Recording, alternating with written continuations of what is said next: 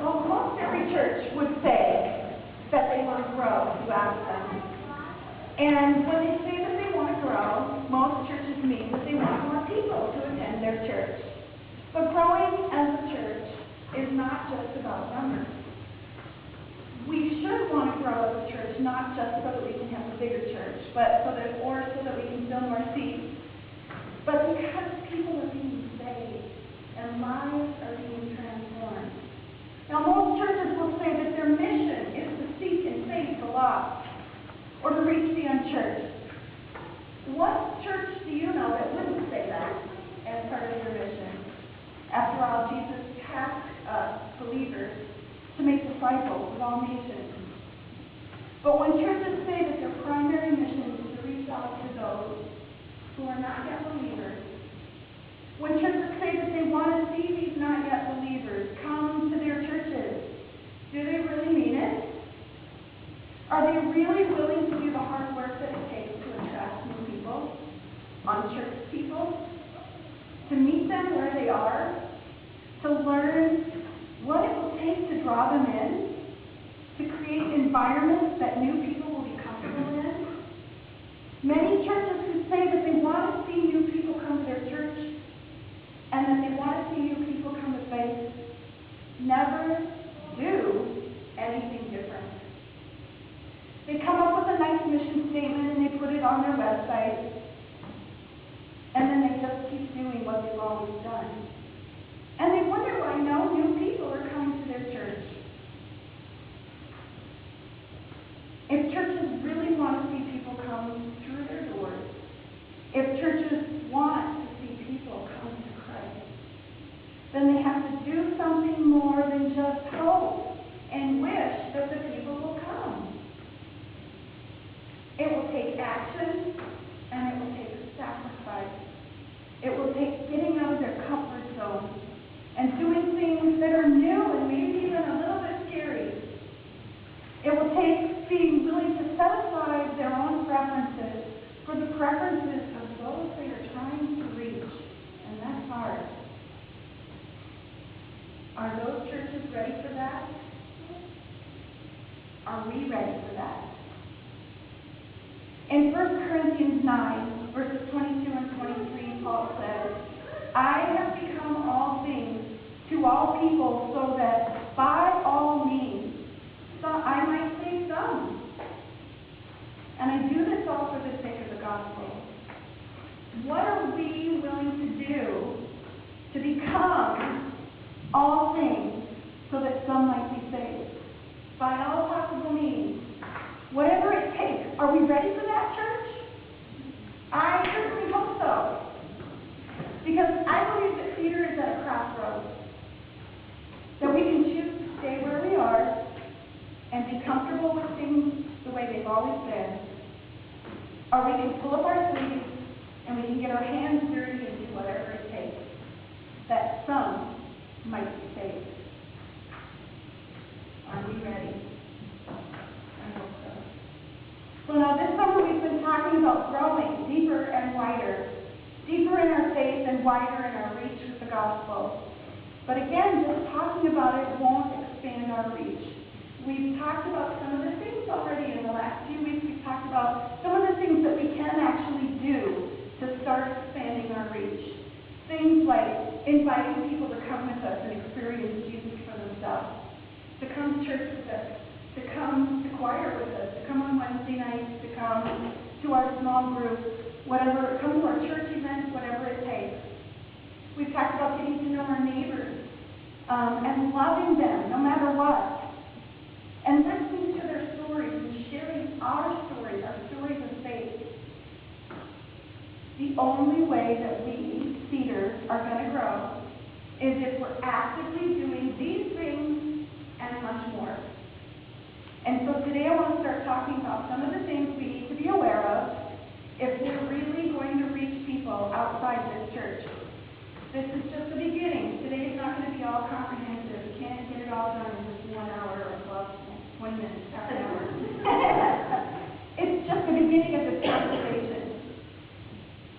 And I'm hoping that what we talk about today will help us begin to ask the questions that we need to ask of ourselves so that we can better reach those in our neighborhoods and those in our communities and the cities around us who don't yet know Christ.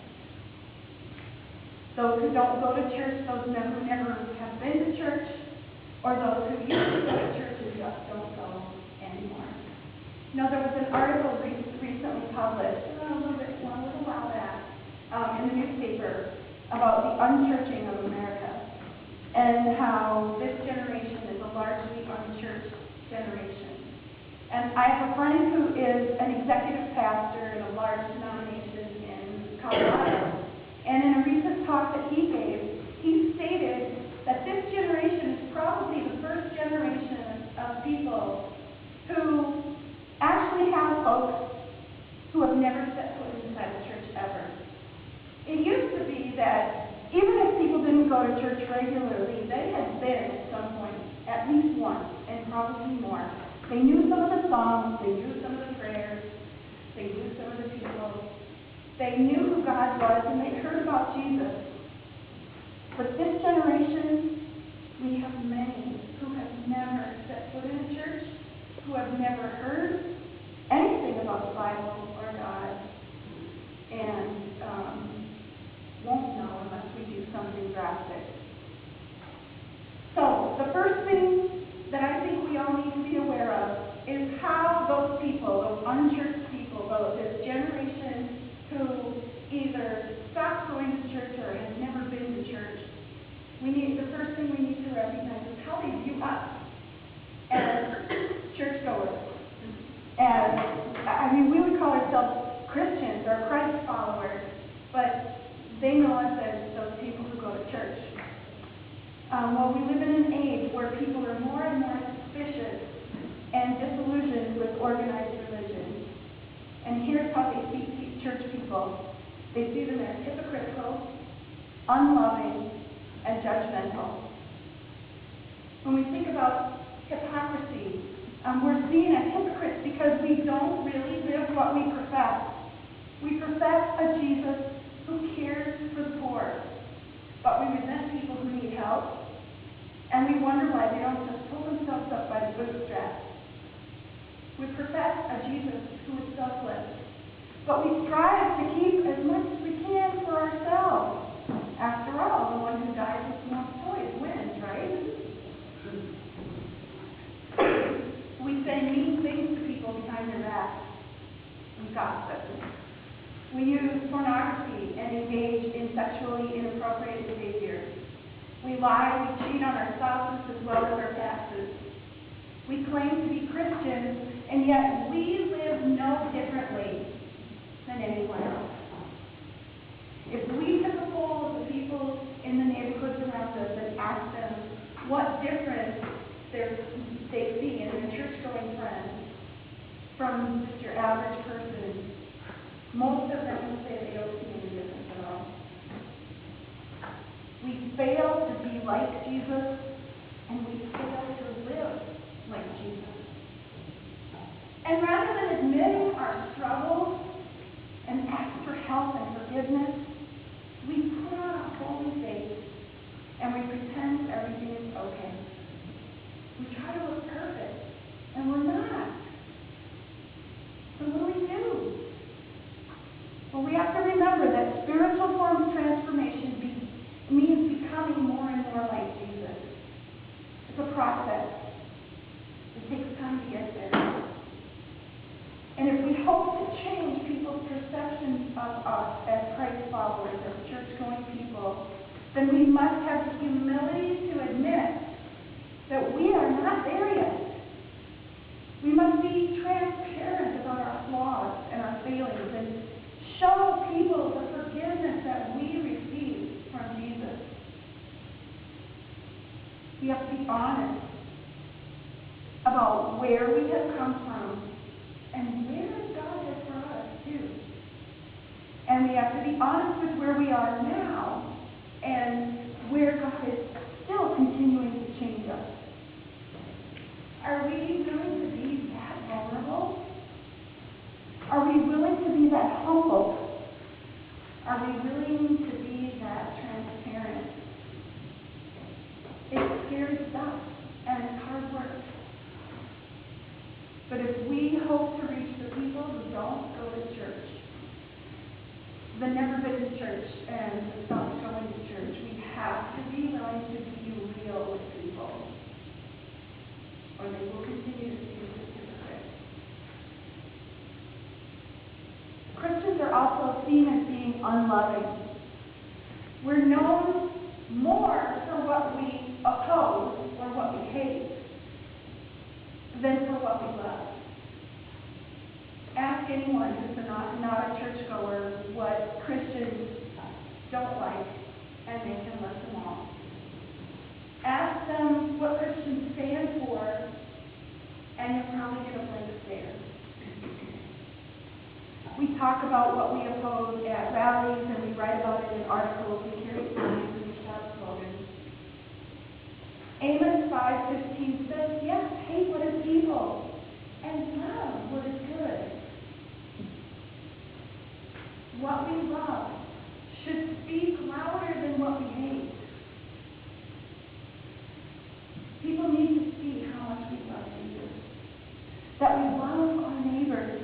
They need to see that we love mercy and justice and peace, that we love the vulnerable and the needy. They need to see that we love all people because they are created in the image of God. And it will be hard for us to reach a skeptical generation until they are able to see that what we are for and not just what we are against. They see church-going people as being very judgmental.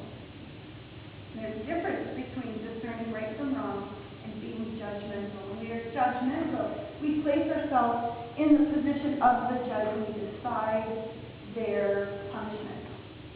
We condemn them. They see us as being that kind of people. Because we tend to spend more time pointing out what people are doing wrong than we spend showing them the hope that they have in Jesus. We try to turn people to Jesus by pointing out their sins, rather than introducing them to Jesus' love and grace and forgiveness. Now that doesn't mean that we should ignore sin or excuse it or accept it. We can take a lesson from Jesus in the way that he handles it. If you have your Bibles and you want to follow along, let's take a look at John chapter 8. Let's see the way Jesus handles it. Early one morning, Jesus was at the temple, and a crowd soon gathered. And he sat down and he taught them. And as he was speaking, the teachers of the religious law, the Pharisees, brought a woman who had been caught in the act of adultery. She was caught in sin. And they put her in front of the crowd. They said to Jesus, "Teacher, this woman was caught in the act of adultery. The law of Moses said to stone her. What do you say?" Now, they didn't really care about this woman. They were just trying to trap Jesus and trip him up because they were against him. They were trying to find something they could use against him. And Jesus recognized this, and rather than comment on the things that they were asking, he bent down and wrote in the dust with his finger. But they kept demanding an answer, and so he stood up again and said, "All right, but let the one who has never sinned throw the first stone." And then he stooped down again and wrote in the dust some more. Well, when the accusers heard this, they slipped away one by one, beginning with the oldest, until only Jesus was left in the middle of the crowd with the woman. And then Jesus stood up again and he said to the woman, "Where are your accusers? Didn't even one of them condemn you?" "No, Lord," she said. And Jesus said, "Neither do I." Like the Pharisees, we tend to focus on the sin. But Jesus focused on the person. And he offered mercy and forgiveness. He didn't stop there, did he? If you're following along in chapter 8, there's more.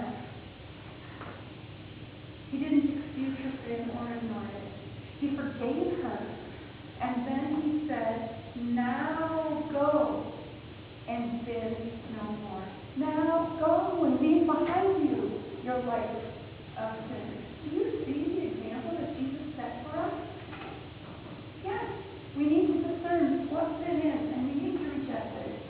But if we hope to reach a generation that despises judgmentalism, we need to follow Jesus' example and offer love and mercy and forgiveness before we call people to leave behind their sinful behaviors. And we often do just the opposite. Well, the second set of things I want for us to be aware of today are the felt needs and the values of the people that we're trying to reach. People that we're trying to, everybody values community. We all need community. And community is something that the people we're trying to reach highly value and desperately need. In the book Evangelism Outside the Box, author Rick Richardson says this. He says, authentic, spirit-filled community is the most effective apologetic we have. He goes on to say that most people don't decide to believe, but in community they discover that they believe. And then they decide to affirm that publicly and to follow Jesus Christ intentionally. So if we hope to reach new people who kind of want to try out our church, then we'll need to take a closer look at the kind of community we have, the kind of community experiences we offer. Yes, we're friendly, but we know each other, and so it's easy to be friendly with people that we know and already love. But how well do we do with people that we don't know yet? Do they see small groups of people clustered together, circles closed in, no chance of breaking through a really brave and really an extrovert? Or do they see openness, ready to receive them and anxious to embrace them? Are there ways in which our community is cliquish? Maybe not, but these are questions we seriously need to ask ourselves. We need to put ourselves in the position of the new people who are coming and try to see it with their eyes. Another thing that Rick Richardson said in his book, Evangelism Outside the Box, is to ask ourselves, are we more like a club or a church? He says that a club spends its dues on the needs of the members, but a church spends its dues on the needs of the non-members. Again, this is not meant as criticism to us, because this is what all churches should be asking themselves, not just Cedar. It's meant to be an honest evaluation of ourselves and how people really see us. And to identify the areas of growth that we have, the places we can grow, so that we can reach more people. Because people need to see where they can fit in. Another thing is belonging. People desperately need to feel that they belong somewhere. Everyone is looking for a place to belong. And the sense of belonging often comes before believing. In other words, evangelism is largely about helping people belong so that they can come to believe. We need to foster belonging so that faith can grow and mature. We need to make it easy for people to feel like they belong among us. Another thing that people highly value in today's culture is experience. I want you to take a look at the little diagram that is in your bulletin, in the insert. You take a look at this. Many of you have probably seen this before. This is the Wesleyan quadrilateral. And this is how John Wesley explained or described the way that humans connect with God, the way that we understand God, the way that we understand and develop our faith. We do it through Scripture, God's revealed Word to us, God's revelation of who He is to us. We do it through tradition, through the things that we've learned and been passed down to us through the centuries. We do it through experience. What is our experience with God? And how do we see others experience God? And we do it through reason. How do we think about God? How do we make sense of God? How do we make sense of all the things and how they fit together? And Scripture is really the foundation. Scripture speaks into our tradition. Scripture shapes the way we reason, and Scripture informs our experience. Now, I would say that here at Cedar, we value tradition very highly, and that's not a bad thing.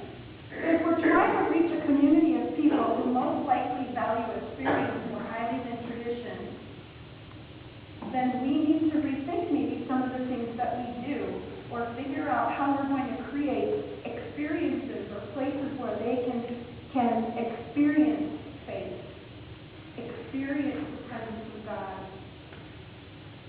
This is why it's so important for you to share your stories. Remember we talked about sharing your stories a week or so ago? It's important for us to share our experience. Our stories are our experiences with God, and they need to hear those. It helps them connect. It helps them see and know that God is real. Another thing they value is authenticity. They're looking for people to be authentic.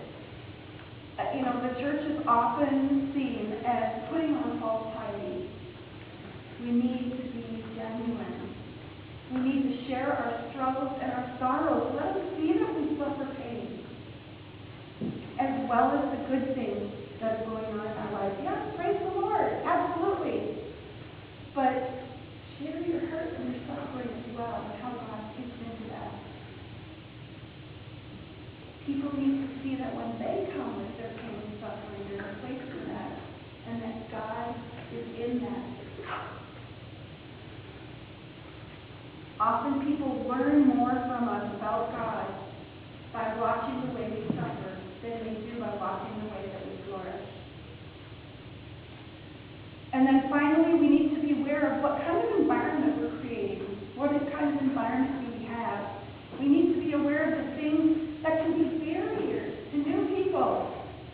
Things that we take for granted that we don't even think about, like the language that we use. Do we use a lot of churchy sounding words? Or like what I like to call Christianese? Do we speak Christianese? Do we know what we're talking about? But if someone who's never been to church before, do they have a clue? Maybe not. We need to be careful of that. And the acronyms that we use, even something as innocent as VBS. Do you think someone who's never gone to church before has a clue what that is? Come to VBS. Bring your kids to VBS. Do I want to bring my kids to VBS? Well, I have no idea what that is. It seems like such a simple thing, and we don't do it to exclude people on purpose, but it is an insider way of speaking. Because all the insiders know. We all know the secret code. And it makes people feel like outsiders. And we don't want that. We don't want that. Even something simple as the way we do announcements, the way we do our music, the way we greet people, the kind of technology we use, the look and feel of our building as people enter into it. All of these things matter. And all of these things are necessary for us to look at and to consider if we're serious about reaching the unchurched and welcoming in new people. And this is where it gets hard for us, because we love what we're doing and the way that we've always done it. And there's nothing wrong with that, because for a generation or so it has worked. And it has worked well. But times change. And people change. It's a new world out there, folks. And if we're going to reach those people in this new world, then we're going to have to change with the time. And that's painful. And it's hard. We'll need to figure out a way to create a worship experience that is a balance of tradition and experience, and reason, and scripture. A a balance of what's meaningful to us and what will be meaningful to the new people that are coming in that we want to reach. We will need to be like Paul. All things to all people.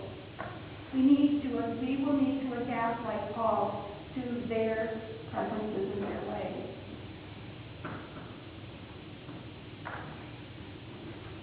We need to become what the people in our community value, as long as it coincides with Scripture, of course, so that some might be saved. But even if we do all of these things and create wonderful environments and pathways to great community, if they don't see love, none of it's going to matter. They need to see how much we love God, how much we love each other, and how much we love them.